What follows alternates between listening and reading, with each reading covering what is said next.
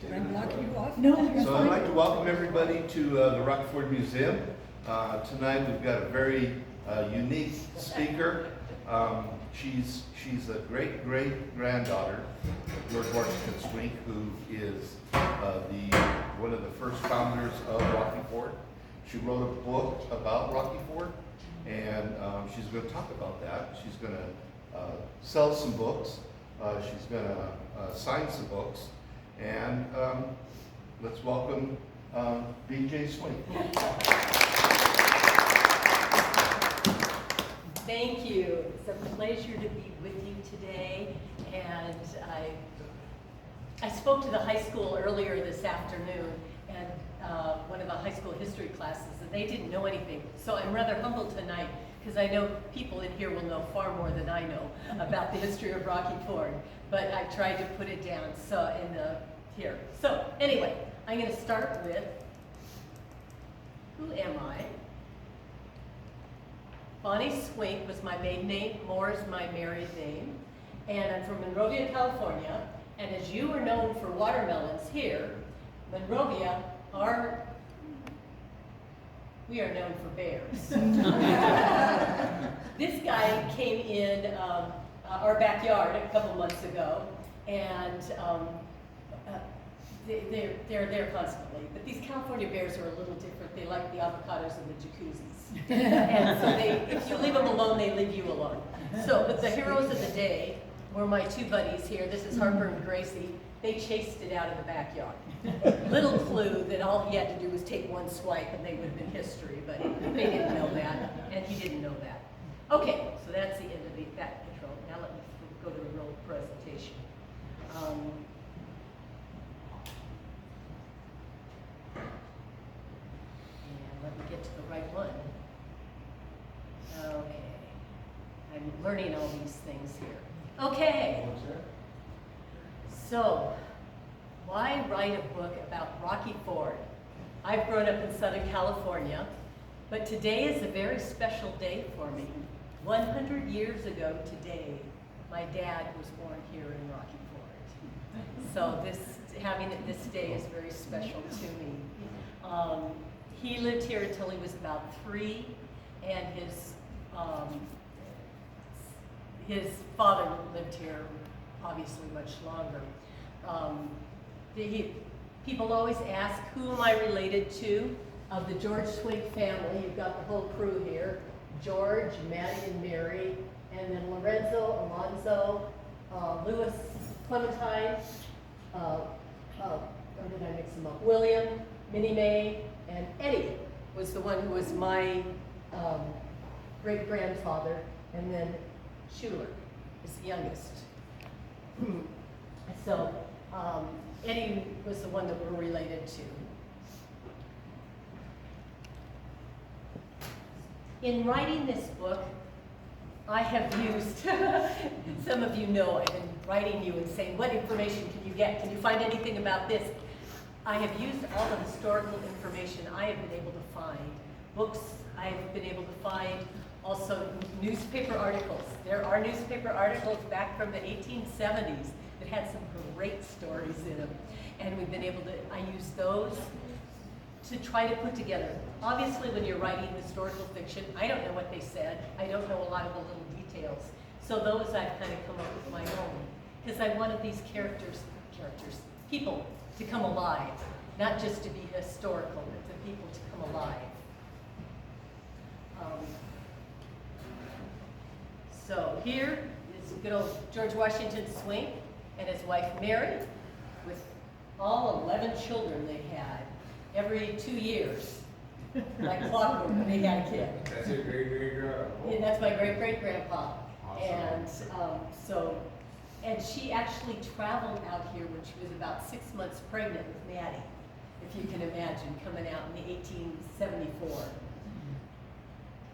We were searching for it. Here's the invitation. When Edward Swink married Roxy Comer, it's over in the cabinet over there. That talked about their wedding. So I remember the first time I came and visited here and saw that, thought, oh my. And people ask, what motivated me to actually do this, to write this story. Over 10 years ago, my daughter, who was, well, it's more than 10 years ago, who was 23, we were driving somewhere, and she says, let's go to Rocky Ford for Watermelon Days. So we figured when your 23-year-old wants to go to Watermelon Days in Rocky Ford, you go. And we did, and met the curator of the museum at that point, and his niece was there, Joan Gregory, and she said, you know, this is a story, someone needs to write this. And I'm thinking, yeah, somebody needs to write this, but anyway, had no clue who it would be. My two uncles were in the motion picture industry, George and Bob, and one of them, you guys who do this, the high school kids hadn't heard of any of this stuff, but one of them did all the disaster Irwin Allen movies, Towering Inferno, Lost in Space, Voyage to the Bottom of the Sea, Time Tunnel. One of them was a post-production supervisor on that. The other one was an editor, and he worked with Gregory Peck on Roman Holiday, Funny Girl, Boys from Brazil, with John Wayne on True Grit. So he did a lot of those, and they kept saying, we need to make a movie about this. They never did. So anyway, how did he end up out here? You guys will know this, and thank you, Donna, for she helped me with some of the artwork here. Excuse me. Back in Illinois, George kept thinking there had to be a better place. It was shortly after the Civil War, and looking for a place where he could, looking for a place where hardworking families could build a healthy life for themselves. A slick dude came in selling 500 acres of land for $100 on the Arkansas River Valley with level land, and so they bought it, and they sent George out to check out this. He and his partner Russell had bought one of these lots and sent George out to check on it. Well, the nearest train at that point was to Kit Carson. How many people know where Kit Carson is? You guys know, they didn't. And I drove there one time just to see what it looked like between Kit Carson and here. It probably doesn't look that much different than it did then. He took the train to Kit Carson, had no clue how he was going to get the rest of the way, but there were a lot of wagon trains and I guess wagon freighters that came through. He paid $1 to have his carpet bag placed on one of the wagon trains, and then he walked beside it to get here. Okay, and picture from the store, from the museum here. The first store was at right there on the Ford. They set up a trading post. This is not the first store. This is probably the second one. The first store was made out of the cottonwood logs sent on end and plastered over with mud. So they didn't last. So it was a popular trading place because the next nearest places were Pueblo or Trinidad. So people liked coming through there.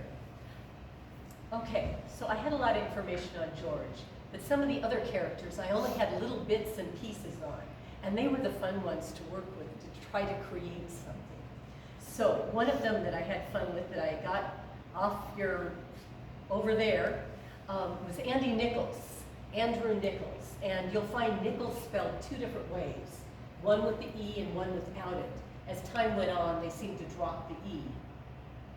The first religious services held in the community were conducted by Mr. Andy Nichols in the Swink Russell store. So they cleared everything out of the store or to the side, and the people just sat in there. Mr. Nichols was not a minister, but he was well informed and he studied the Bible earnestly. He came to be looked upon as a leader. Well, he came across in his Prairie schooner, and as the children see it, the book there, I've got it here. I have an old copy, it's an original, I'm sure. It has my aunt's name on it, and the cover is upside down from the rest of the book. But makes it, it's at home now. In that, it mentions that he came in his Prairie schooner with his family. So I started creating a family, and I realized he wasn't married yet. So he didn't have a family. So I'm guessing he came across with his sister Hannah, who ended up marrying one of the Swink boys. And her brother was James. I looked in the, I had lots ancestry, lots of late nights on ancestry. Anyway, he shows up on the census in 1870 in Illinois, where they all lived then. But I never find him again, either here or Illinois. So I had some fun with that one that I'll tell you a little later. Because he needed some people to come out with him. So I had James and Hannah come out with him. Another one that I got from over here was Mr. Bennett. When Andy was unable to conduct services, Mr. Bennett held services. He was half Indian. Through him, the settlers were free from a lot of the problems with the Indians. He went about them, among them, and he used his influence to help keep peace. Because at that time in Colorado, they had had such bloody wars between the settlers and the Indians. And there was just so much tragedy on both sides. So Mr. Bennett was really a blessing to this community. I can't find much information on him besides this. I found 3 land patents from 1873 in Los Animas to an Abram Bennett. So I'm guessing that was him, because a lot of them, as they called them half-breeds at that time, were given some land in one of the peace treaties that William Bent put together. So, okay, so he was fun. I guess I had read Half-Breed, the one on George Bent, so I kind of patterned some of him after that, you know, with the Indian leggings and the suit jacket. And when we lived in Minnesota, one of our friends had a dog that was half coyote and half dog, and had the glowing yellow eyes that were so cool. So I have him, he has a dog that's half coyote that we call Taming, which is a Cheyenne word for dog. So that was Mr. Bennett. So I've got a couple chapters that I've been able to use him in. Okay, in the cabinet here I have, these were original letters that George Washington Swink wrote to his wife Mary. See, up to 1874, he had been going back and forth between Illinois and Rocky Ford, partially because his wife had 8 kids at home, and finally I guess they decided she was always going to be having kids and pregnant, so they had her come out anyway. But he was writing these letters convincing her of how healthy this climate was, and how they were making some money with cattle, and the advantages of coming out here. And he talks about, if you can have the health that I am enjoying out in this area, and we can have the whole family together, I will be a happy man. So he fell in love with this area and talked about it to everybody he could. You can see his character signature. Let's see if I can get it to go bigger. Oopsie, no, it didn't. It went to the next page. Yeah, anyway, you can see his characteristic signature down here at the bottom. Now, how did I get a hold of these letters? It is amazing. How many people knew there were 2 George Washington Swinks? Not many. Okay, his oldest son, Alonzo, his second wife, Josie, had a son that they named George Washington Swink. So his grandson was also George Washington Swink. And I knew him. They had moved to California. He had been, about the 1920s, he moved out to Raleigh and Imperial County, Turlock, all these deserty places in California, and was doing ranching. And then I guess he got tired of that and retired in La Jolla, which, if you've ever been there, is gorgeous. It's right on the beach. And so we would go down there and visit them. And this is when Aunt Belle and Aunt Mattie would come in, and they would spend some time with us, and then they would go down and spend some time with him. So we got to know Belle and Mattie. And I always thought Belle was such a kick. At 85, she was reading me Dr. Seuss. So they were always ready for an adventure. I'm guessing that Belle gave these letters to George Washington Swink, what in La Jolla, the grandson. And he had one son. His name was also George, Swink. His wife's name was Lila, but they called her Tommy. So as a young child, I was always confused. There was George, there was Tommy, and there was Georgie, and I was going, who's who? But their son Georgie was just a couple years older than I was. And I remember he taught me how to body surf, which I was terrible at, in the waves there at La Jolla. So that was my memories from there. But I'm guessing that they gave all this stuff to them, but he wasn't interested at all in the family history for some reason, Georgie. And he since he has passed away. I'm guessing they gave it to my mom and dad because my mom loved history and was interested in any of that type of stuff. So one day, I'm helping Mom kind of clean out the house before they moved, or before she moved. And she pulls this file out of the file cabinet. She goes, "What's this?" And I start opening it, and it's these letters from 1874, original letters. She had no clue what she had there. So I'm treasuring those. Trying to transcribe them was a challenge. There is no punctuation at all in any of them, no paragraphs, beautiful scripted handwriting, so hard to read.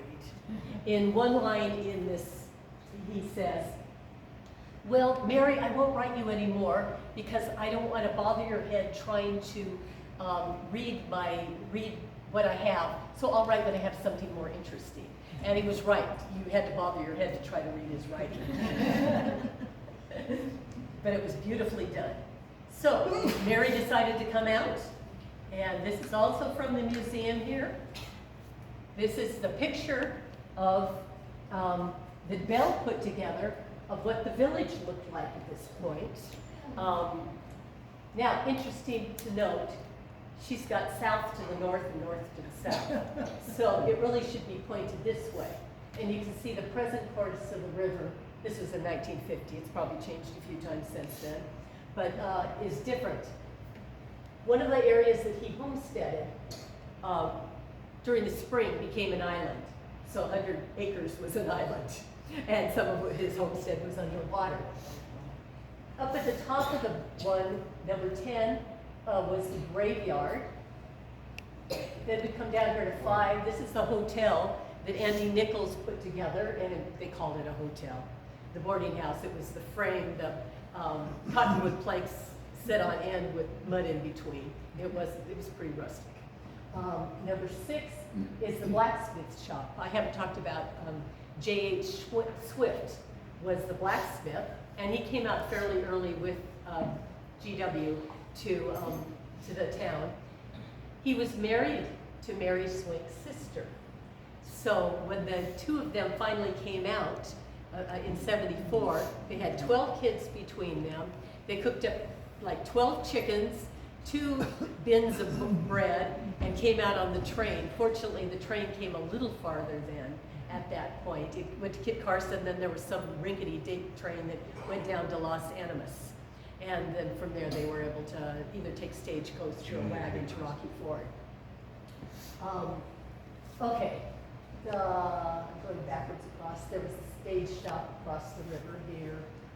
The old trading post was here, the Swink house too. Now, you guys can help me with 4. It's the Dennis house. I could not find much information at all on Dennis. I did find out that he was a justice of the peace. And in one of the books, it said he was married to one of the Mary Swink's sisters. But when I looked up Mary Swink's family, I couldn't find any record of that. So he's a mystery. He's not in the book. Swink house, blacksmith shop. Along here at 7, there were 2 dugouts along the river that was a Mexican family. Yesu Creole that lived there with his wife and his brother. And they helped them a lot with trying to make, when they came out, here in Illinois, he made log cabins. And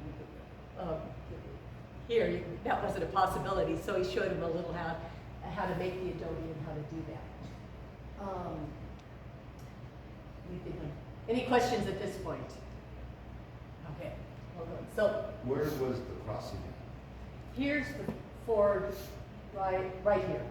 It's kind of got cut off the bottom. Right here was the ford. Or on this one, you can see it up at the top. And as you know, then it was a rock gravel ford that was one of the safest places to cross because there was quicksand in other places. And it was named by Kit Carson on one of his expeditions going north. All right. Sure. Okay, so this graveyard up in the corner there, it said there were 5 or 6 graves, and I have no clue who they were.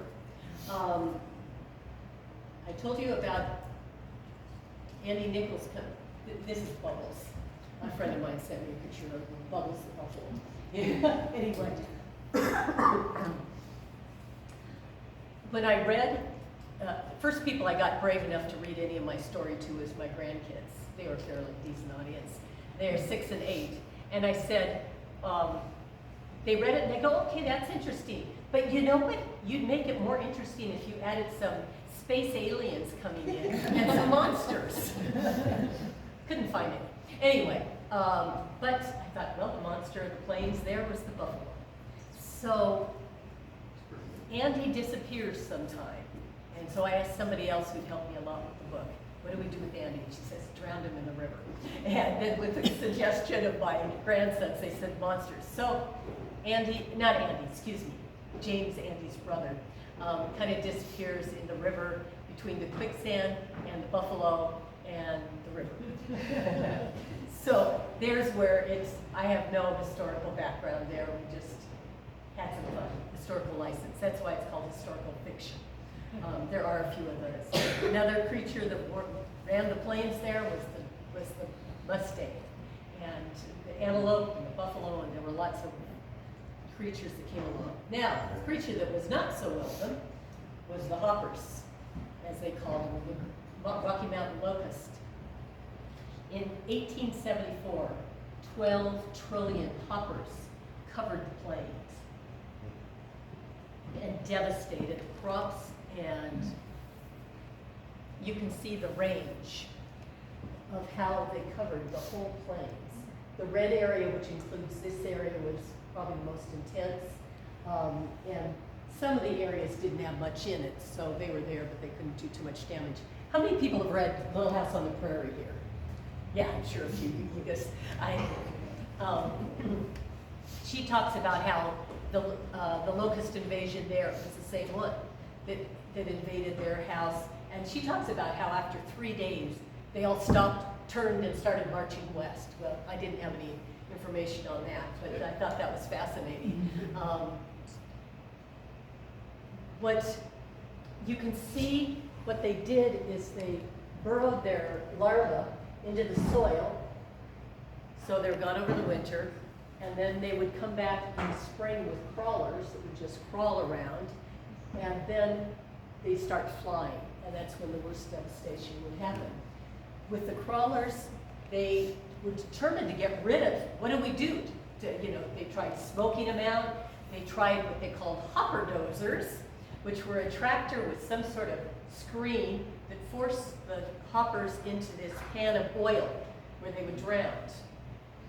And there was also, they tried all sorts of devices to try to get rid of them, plowing up the fields and everything else. They put oil around the perimeter of the field, so when they walked, if they could get them in the walking stage, they drowned in there. But they still devastated the crops for several years. People in Kansas starved. So I talk about that a bit. Now, there was also a guy in Kansas, I've got the Professor, it was Professor Riley Valentine. He decided, well, if you can't beat him, let's see what we can do. And he published recipes for grasshoppers. Here's a grasshopper soup. They claimed that they tasted like crawfish, or some of the others say they tasted like shrimp. So they started having meals of these hoppers. They said they were good protein. Here he says, fried grasshoppers and butter for delicacy. So prepared, a scientist says they cannot be distinguished from shrimp. Afford nutritious diet. We're all over the place. Kansas professor finds these insects worth a mint of gold. So, in the book, and I did get some of this is historical. I couldn't find anything directly Colorado, but in Minnesota and in Kansas, they had a national day of prayer to try to beat this hopper thing. They had tried everything else in the world and nothing was working, and it was just devastating. People gave up and went back east. And what it said happened is the weather got warm and they all started hatching out. And then all of a sudden a freak storm came in of snow and it killed them shortly after that. So that was, anyway, so that's historical. I went to Kansas and Minnesota. I figured the same thing happened here. Okay, then we go on to the same summer as the Hoppers visited. We have the Rocky Ford became the Centennial Town, and I see the original plat is over there on the stand of the 6-block plat that he did of Rocky Ford. They went to the courthouse and filed it on the 4th of July. So Rocky Ford was officially the Centennial Town. You guys probably can even add more to that. In my book, to help celebrate, Robert Bent was there. This part is historical, just the dates changed. He brought his cannon from Spring Bottom in '73 to help celebrate 4th of July. Well, I thought it made more sense to celebrate in '76. And so he brings his cannon and blows it off to help celebrate the 4th of July. And while he's there, he tells a story, which we got out of the newspaper from that, I think it was '73 that we got the newspaper article. Talks of 3 travelers came from Pueblo, and they stopped at Spring Bottoms to stay with George Bent, because there weren't hotels along the way. And they had a visit from some polecats.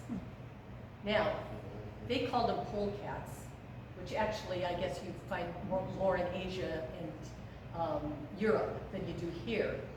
But here's what they call them polecats. So this is out of the newspaper. John fixed us up some very comfortable lodging, but a polecat came in during the night and disturbed our dreams. The long-haired gentleman was in search of poultry and mistook the coop.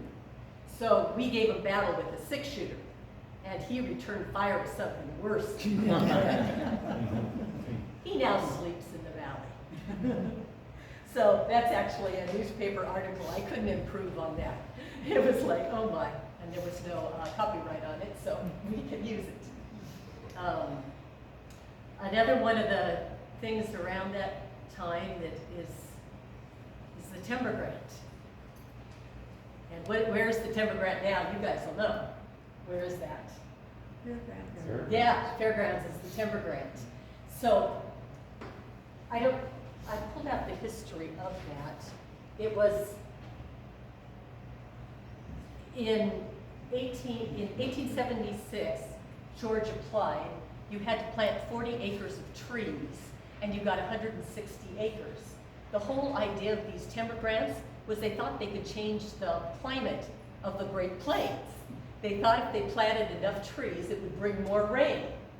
Well, what can I say?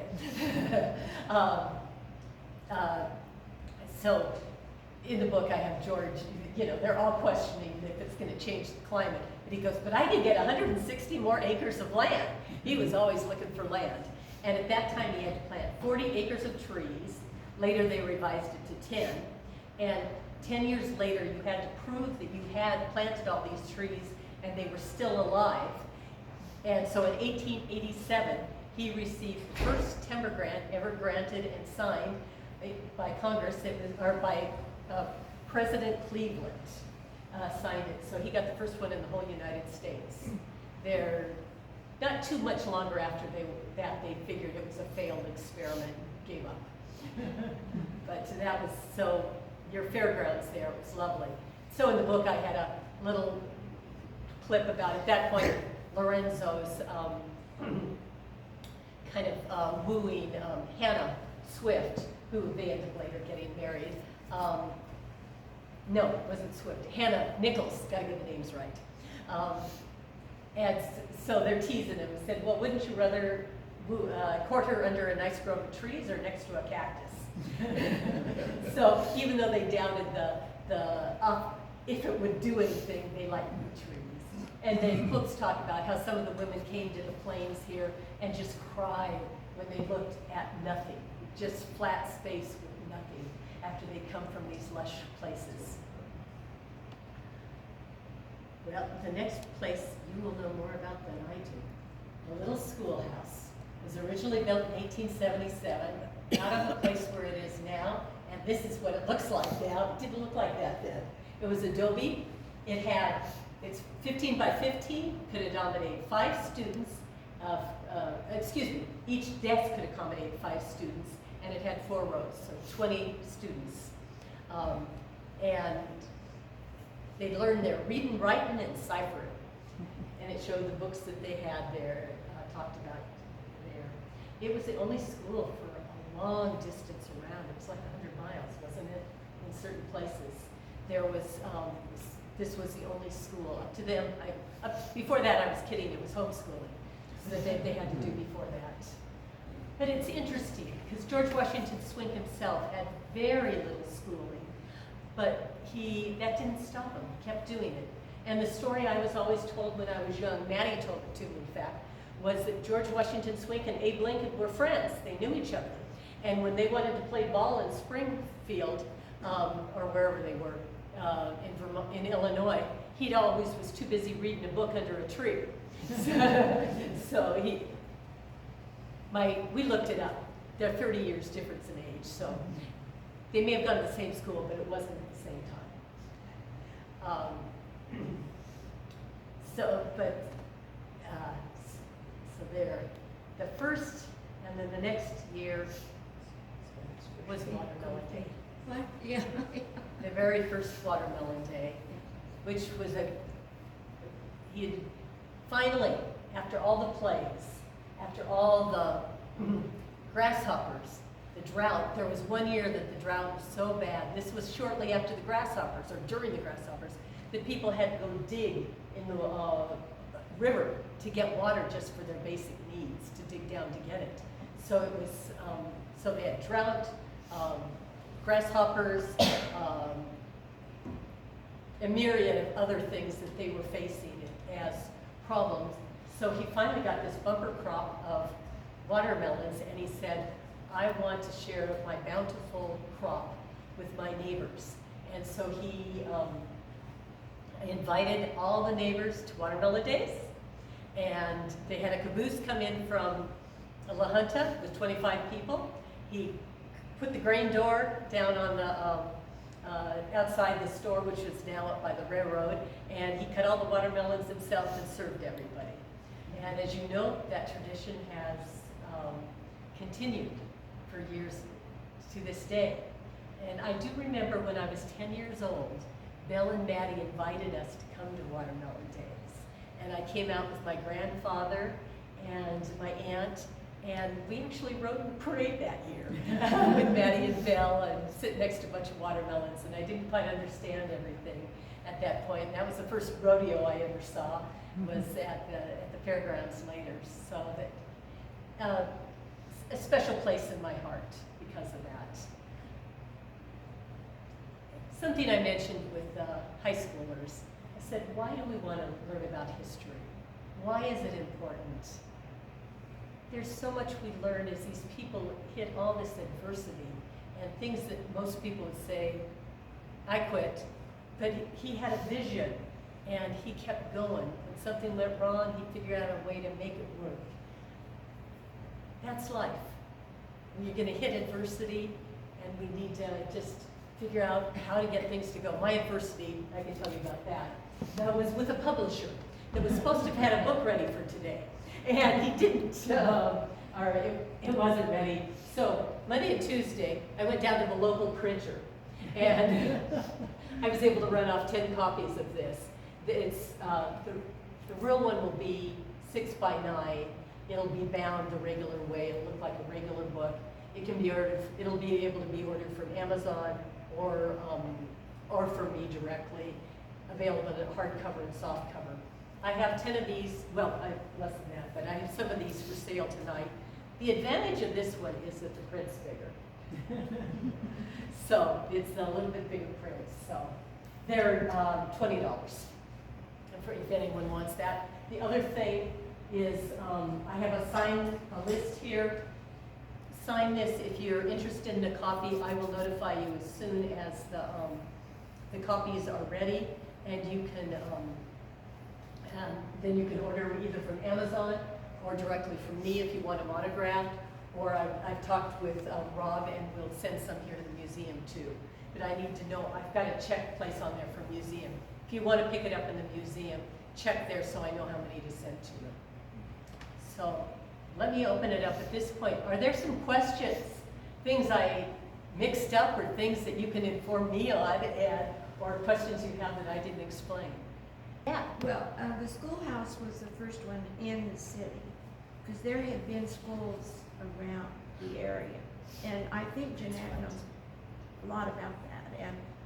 And Ruth Muth Renner wrote about the schools, but I think Jeanette's found even more that, you know, I think they spaced them about every 3 miles. Seems like the little, yeah, that were out of the homes. Yeah, and but I did read about one in the Matthews house, and they said that the logs that they sat on, you had to be careful where you sat, or you rip your pants or hurt. So they weren't official. This was, you're right, that needs clarification. This was the first more official. in Rocky Ford city limits. And kind of the story there was there were 3 on the school board, and the district was so big that one of them wanted to put it in the middle of the district. And one was kind of in between, and the other one said, well, I've heard country kids coming in town, but I've never heard of town kids going out in the country. And growing up, I always assumed Liberty was the first school that was built, the brick school, but it was Washington. They put it on the edge of town. That was a compromise. And that's where Pioneer Memorial is now. Oh, okay. And then after World War II, they built it across the street. I can't keep track of all of those. Yeah, and now it's going to be torn down because everything's going to, the new schools are all going to be at the high school location. Yeah, I saw the new school today. It looks like it's going to be really nice. Mm-hmm. Yeah. Yes. So, how long did it take you? To write this? To research and then, yes, actually like starting. I've been working on it for over 10 years. The last year more seriously. And I didn't even tell people I was doing it until more recently. 6 months ago I came out and I said, okay, you guys help me. What have I messed up? What's somebody from Rocky Ford going to read and say, she doesn't know what she's talking about. So Jeanette and Donna were big helps in getting some of the information together. I spent 1 year just reading a lot about the area because I realized I didn't know that much. So I read Centennial and Half-Breed and Conquering the Prairie and a bunch of books that gave a wider perspective of the land. But yeah, so a long time. I joined a writers group about a year ago that's been urging me on to, okay, what's your next step? What are you going to accomplish by next week? And that's been a big help. What else? Is your family, now that you're going to have this finished product, are they like more interested in their family history? I think they are. My grandkids, yeah, when I was babysitting, I babysat them one weekend. They say, read us another chapter. Well, give us a scary one. Because they're, you know, I mean, there's some sad, tragic moments that are talked about. That I actually had the information for. So yeah, they are. And my father's family, though, the last one, my Aunt Elizabeth died at 104 a few years back, and I used to call her all the time. When my dad was alive, I didn't realize so much the information, but he was 3 when he left here, so he couldn't have given me information about here, where his sister was 12 when she left, so she gave me some stuff. Finally, she said, "Why are you asking me about all this old stuff? I'm more interested in the future." I'm going, "Because you're the only one I can get it from." So, I had 2 aunts that I asked a lot of questions, and they shared with me, and one of them gave me the family Bible from 1890 of Ed and Roxy's that is crammed full of newspaper articles and obituaries and information like that. So that's, yeah, the binding is just totally disintegrated, but that's been a rich wealth of information. And books, I've got books from when Mom started pulling this stuff out, I couldn't believe all this stuff. You know, talking about the church and who was the minister at the time, when it was built, how big it was, how they paid the minister in hay and a horse and a few other things like that. So a lot of the stuff I just felt like plopped in my lap, and then I read what I could, and was on Ancestry a lot, and also the newspaper articles. Thank you. Any other questions? I just want to say, from what I've read in the book, it's fun to read. It's not boring at all. You Oh, just good. keep turning the pages. Good. Yeah, and a lot of the information came out of the museum here. So thank you, Rob, for letting me use it. One of the stories that I got, one of the later ones that was here, talked about how the early trains, you got all those cinders that would come and they'd get in the eye, and how the conductor would keep gumming, and he'd give them a stick of gum and say, "Okay, chew the gum, now roll it," and then you use that to get the cinder out. I'd imagine now. So there were some fun things that you find out about history. Well, if you have other questions, please feel free to ask me, and I'll be up here if you want me to sign something. I can. So we are going to have some books though available, your book in the museum here then? Yeah, right? let me know how many you want me to send. Okay, okay. So, but, yeah, we'll send them over. And the price, this is $20 just because I'm trying to cover my costs for having to go through a regular printer. The others will probably be less than that, but they also, then you might have to pay, unless you get it from the museum, you might have to pay shipping, so we'll see. Thank you again for, yes. I was reading an article about Mary Jane, the wife, and when she came, I think they had 8 children, and then she had 2 more, but they lived out there by the river.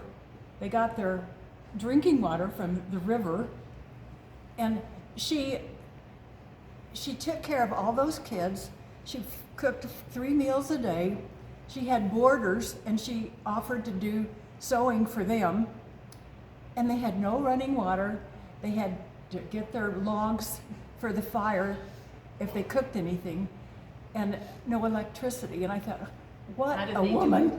And yeah, and it talked about too how she, to get extra money in those lean years, made shirts that they sell to the people coming to the trading posts. Yeah. It's yeah, amazing. Pretty amazing what she was able to do. And who knows what her stove was like at that point. She was cooking for all those people. It was enough I for think her 20 family. loaves of bread a week. Yeah, yeah. It was enough for her family, but then she's taking on, they would invite other people, and you have the dinner bell here. The dinner bell, That they would yeah, invite we whoever talked about was that. out in the area. Yeah. Well, thank you, BJ. Thank So you. awesome.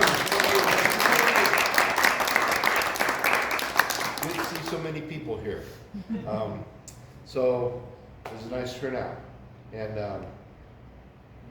you got your book for sale. And, Yeah, I got a few. You got a few, so yeah, go ahead and. feel free Yeah, to do you have buy one. questions you want to ask me? I'm here.